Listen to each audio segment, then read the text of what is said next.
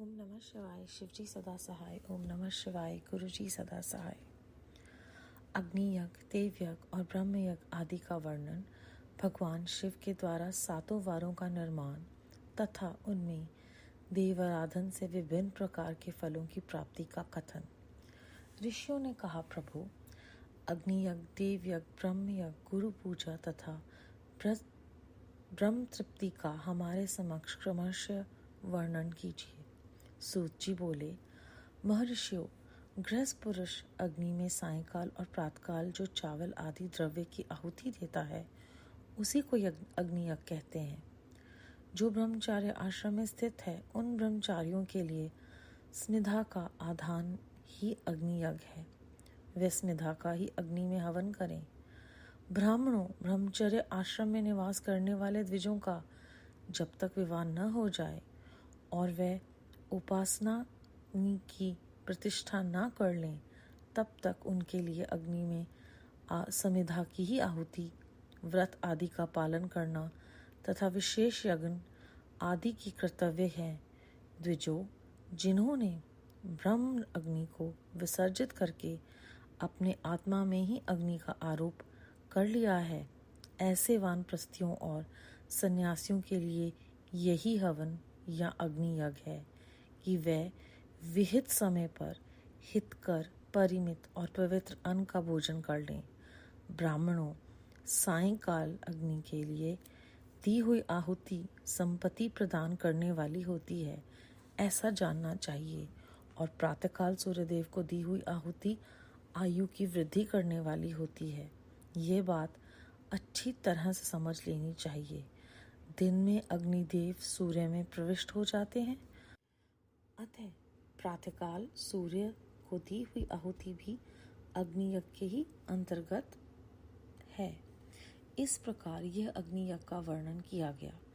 इंद्र और आदि समस्त देवताओं के उद्देश्य से अग्नि में जो आहुति दी जाती है उसे देवयज्ञ समझना चाहिए। स्थालीपाक आदि यज्ञों को देवयज्ञ ही मानना चाहिए। लौकिक अग्नि में प्रतिष्ठित जो चूड़ाकरण संस्कार निमित्त हवन कर्म है उन्हें भी देवयज्ञ के ही अंतर्गत जानना चाहिए। अब ब्रह्म यज्ञ का वर्णन सुनो। द्विजों को चाहिए कि वे देवताओं की तृप्ति के लिए निरंतर ब्रह्म यज्ञ करें। वेदों का जो नित्य अध्ययन या स्वाध्याय होता है उसी को ब्रह्म यज्ञ कहा गया है। प्रातः नित्य क्रम के अनंतर सायंकाल तक ब्रह्म यज्ञ किया जा सकता है। उसके बाद रात में इसका विधान नहीं है। अग्नि के बिना देवयज्ञ कैसे संपन्न होता है, इससे तुम लोग श्रद्धा से और आदर पूर्वक सुनो। सृष्टि के आरंभ में सर्वज्ञ, दयालु और सर्वसमर्थ महादेव जी ने समस्त लोगों के उपकार के लिए वारों की कल्पना की। वे भगवान शिव संसार रूपी रोगों को दूर करने के लिए वैद्य हैं, सबके ज्ञाता तथा समस्त औषधियों के भी औषध हैं। उन भगवान ने पहले अपने वार की कल्पना की जो आरोग्य प्रदान कराने वाला है। तत्पश्चात अपनी माया शक्ति का वार बनाया जो संपत्ति प्रदान करने वाला है। तत्पश्चात अपनी माया शक्ति का वार बनाया जो संपत्ति प्रदान करने वाला है। जन्म काल में दुर्गतिग्रस्त बालक की रक्षा के लिए उन्होंने कुमार के वार की कल्पना की। तत्पश्चात सर्वसमर्थ महादेव जी ने आलस्य और पाप की निवृत्ति तथा समस्त लोगों का हित करने की इच्छा से लोक रक्षक भगवान विष्णु का वार बनाया। इसके बाद सबके स्वामी भगवान शिव ने पृष्ठ और रक्षा के लिए आयुकर्ता त्रिलोक सृष्टा परमेष्टि ब्रह्मा का आयुष्कारक वार बनाया, जिससे संपूर्ण जगत के आयुष की सिद्धि हो सके।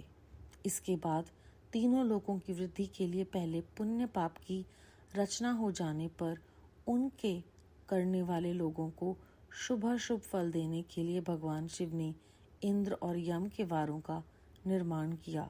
ये दोनों वार क्रमशः भोग देने वाले तथा लोगों के मृत्यु भय को दूर करने वाले हैं। इसके बाद सूर्य आदि 7 ग्रहों को जो अपने ही स्वरूप भूत तथा प्राणियों के लिए सुख दुख के सूचक हैं, भगवान शिव ने उपयुक्त 7 वारों का स्वामी निश्चित किया। वे सब के सब ग्रह नक्षत्रों के ज्योतिर्मय मंडल में प्रतिष्ठित हैं। शिव के वार या दिन के स्वामी सूर्य हैं। शक्ति संबंधी वार के स्वामी सोम हैं। कुमार संबंधी दिन के अधिपति मंगल हैं। विष्णु वार के स्वामी बुध हैं। ब्रह्मा जी के वार के अधिपति बृहस्पति हैं। इंद्र वार के स्वामी शुक्र और यम वार के स्वामी शनिचर हैं। अपने अपने वार की हुई उन देवताओं की पूजा उनके अपने अपने फल को देने वाली होती है। सूर्य आरोग्य के और चंद्रमा संपत्ति के दाता हैं। मंगल व्याधियों का निवारण करते हैं। बुध पुष्टि देते हैं। बृहस्पति आयु की वृद्धि करते हैं। शुक्र भोग देते हैं और शनिचर मृत्यु का निवारण करते हैं। ये 7 वारों के क्रमशः फल बताए गए हैं जो उन देवताओं की प्रीति से प्राप्त होते हैं। अन्य देवताओं की भी पूजा का फल देने वाले भगवान शिव ही हैं। देवताओं की प्रसन्नता के लिए पूजा की 5 प्रकार की पद्धति बनाई गई है। उन देवताओं के मंत्रों का जप ये पहला प्रकार है। उनके लिए होम करना दूसरा, दान करना तीसरा तथा तप करना चौथा प्रकार है। किसी वेदी पर प्रतिमा में, अग्नि में अथवा ब्राह्मण के शरीर में आराध्य देवता की भावना करके 16 उपचारों से उनकी पूजा या आराधना करना 5वां प्रकार है। इनमें पूजा के उत्तरोत्तर आधार श्रेष्ठ हैं। पूर्व के अभाव में उत्तरोत्तर आधार पर अवलंबन करना चाहिए। दोनों नेत्रों तथा मस्तक के रोम में और कंठ रोग की शांति के लिए भगवान सूर्य की पूजा करके ब्राह्मणों को भोजन कराएं। तदनंतर 1 दिन, 1 मास, 1 वर्ष अथवा 3 वर्ष तक लगातार ऐसा साधन करना चाहिए। इससे यदि प्रबल प्रारब्ध का निर्माण हो जाए तो रोग एवं जरा आदि रोगों का नाश हो जाता है। इष्ट देव के नाम मंत्रों का जप आदि साधन वार आदि के अनुसार फल देते हैं। रविवार को सूर्य देव के लिए, अन्य देवताओं के लिए तथा ब्राह्मणों के लिए विशिष्ट वस्तु अर्पित करें। यह साधन विशिष्ट फल देने वाला होता है तथा इसके द्वारा विशेष रूप से पापों की शांति होती है। सोमवार को विद्वान पुरुष संपत्ति की प्राप्ति के लिए लक्ष्मी आदि की पूजा करें तथा सपत्नीक ब्राह्मणों को घृत पक्व अन्न का भोजन करवाएं।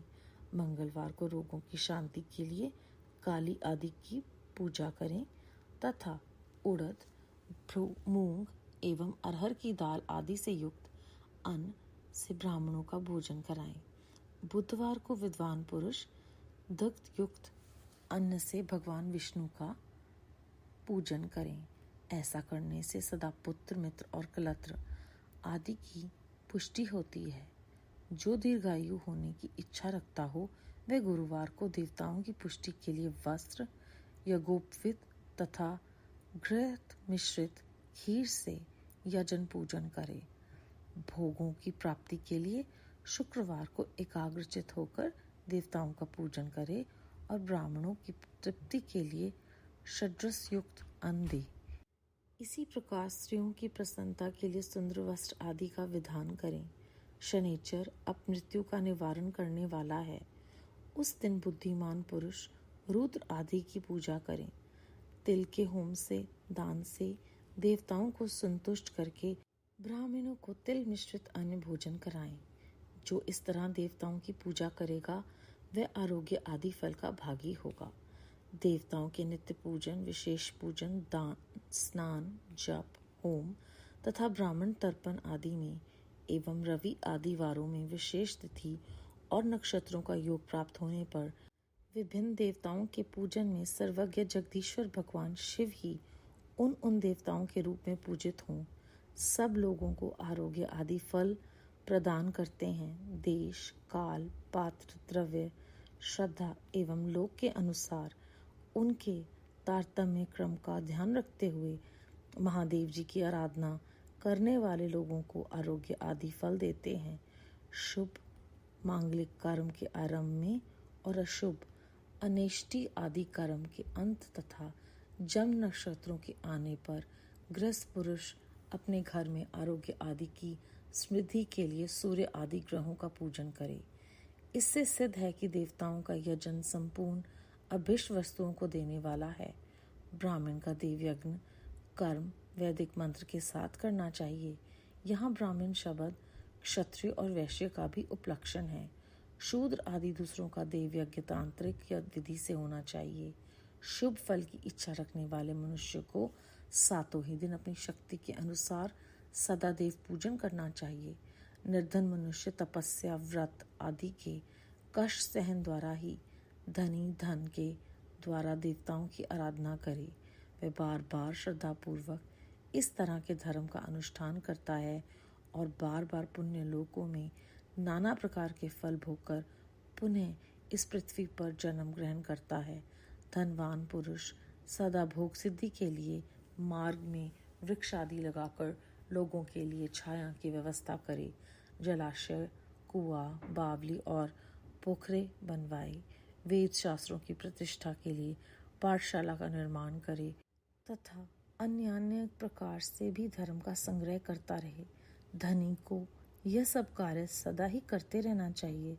समय अनुसार पुण्य कर्मों के परिपाक से अंतकरण शुद्ध होने पर ज्ञान की सिद्धि हो जाती है।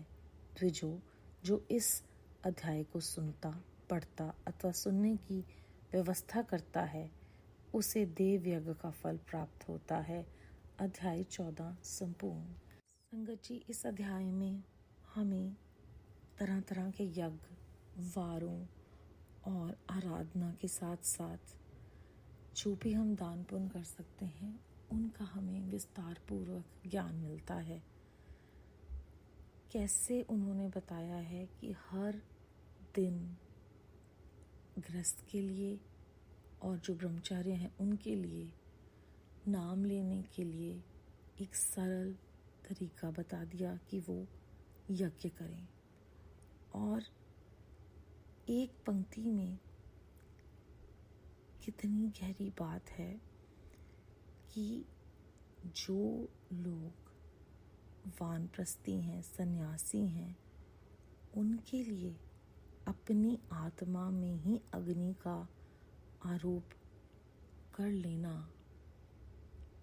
भाव शायद ध्यान से होगा कि कहीं बाहर कुछ करने की व्यवस्था नहीं करने की आवश्यकता, जब आपके अंदर ही उनके नाम की जो ज्योत है वो जल जाती है। लेकिन जब तक हम गृहस्थ में हैं और हम उस अवस्था में नहीं हैं, तब तक इस अध्याय के अनुसार व्रत और विभिन्न प्रकार के तरीकों से हमें वो एक मौका देते हैं कि हम उनका नाम ले पाएं। फिर बार बार ध्यान में आता है कि हम कितने ही लालची हैं। एक छोटे बच्चे की तरह जैसे स्कूल में जाने से पहले लॉलीपॉप दिया जाता है, उसी प्रकार हमें नाम लेने के लिए कितने सारे कारण देने पड़ रहे हैं भगवान को। वो कहते हैं कि ये करोगे तो ये होगा, इस दिन इस देवता को याद करोगे तो वो होगा, क्योंकि परमात्मा जानते हैं कि हम बिना मतलब के, बिना स्वार्थ के कुछ नहीं करते हैं। और इस अध्याय में कहते हैं भगवान शिव संसार रूपी रोग को दूर करने के लिए वैद्य हैं।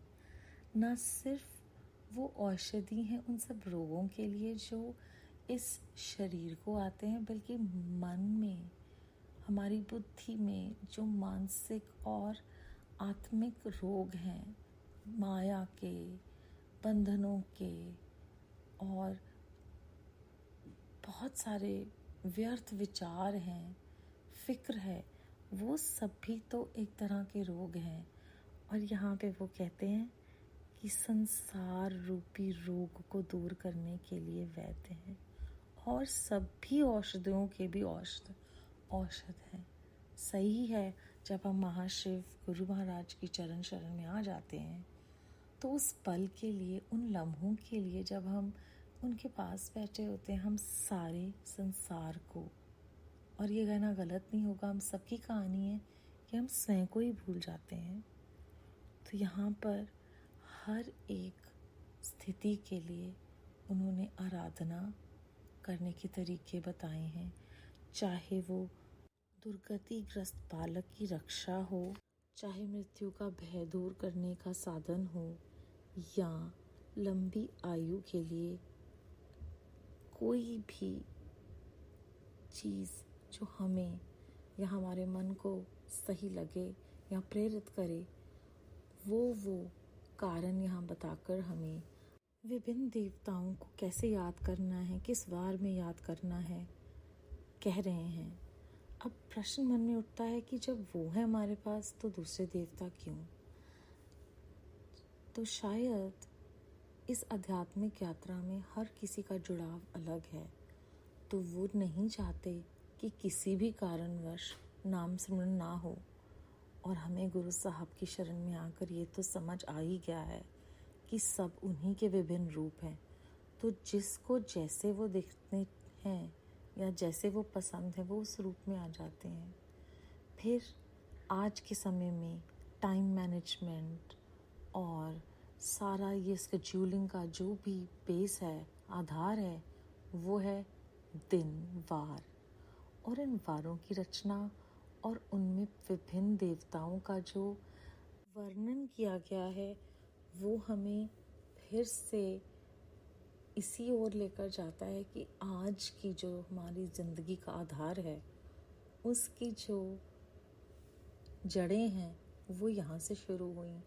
और यहाँ पर हर तरह से किसी को भी जो पसंद हो उसको प्रेरित करने के लिए उन्होंने इतने विस्तार पूर्वक दिनों को देवताओं और ग्रहों से, दोनों से जोड़कर हमें बहुत से कारण दिए हैं कि हम अगर हर रोज़ नहीं तो कम से कम एक दिन ही परमात्मा को याद कर लें।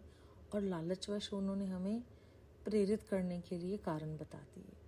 फिर उन्होंने 5 प्रकार की पूजाएं बताई। यहाँ पर कहते हैं कि सबसे पहले मंत्रों का जप करना एक प्रकार की पूजा है, उसके लिए होम करना दूसरा है, दान करने को तीसरा कहा, और चौथा प्रकार है तप।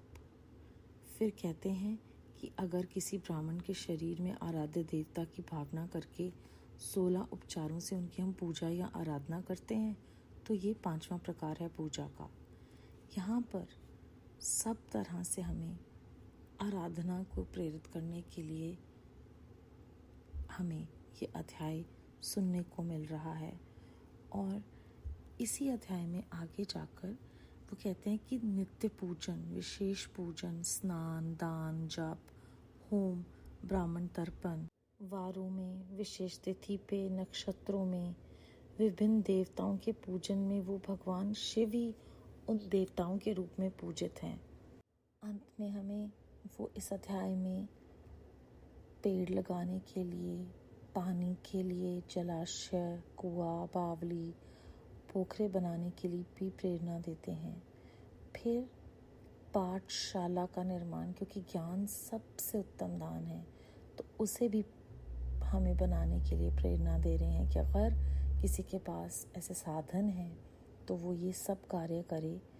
और जब पुण्य के कार्य हम करते हैं उससे हमारा जो अंतकरण है वो जब शुद्ध होने लग जाता है तो हमारे अंदर ज्ञान की वृद्धि होती है। तो इस अध्याय में सुनने से, पढ़ने से या सुनाने से देव यज्ञ का फल प्राप्त होता है। भाव ये कि वही जो शुरू में पंक्तियाँ लिखी हैं कि वो जो होम की अग्नि है वो हमारे भीतर भगवान शिव की कृपा से प्रज्वलित वो करते हैं। कब करते हैं ये उनकी इच्छा, वो जब सही समझें तब हमें वो ये जो ब्लेसिंग्स हैं वो देते हैं। ये उनकी ही कृपा प्रसाद से होता है। हमें अपने कर्म करके कोशिश करनी है भक्ति करने की। भक्ति से शिव की प्राप्ति होती है। ये अब तक हम कई बार सुन चुके हैं श्री शिव पुराण में। और भक्ति करवाता कौन है? भगवान शिव। बेहद शुक्राना गुरुजी महाराज, बेहद शुक्राना, आपकी कृपा का प्रसाद है। ओम नमः शिवाय। शिवजी सदा सहाय। ओम नमः शिवाय। गुरुजी सदा सहाय।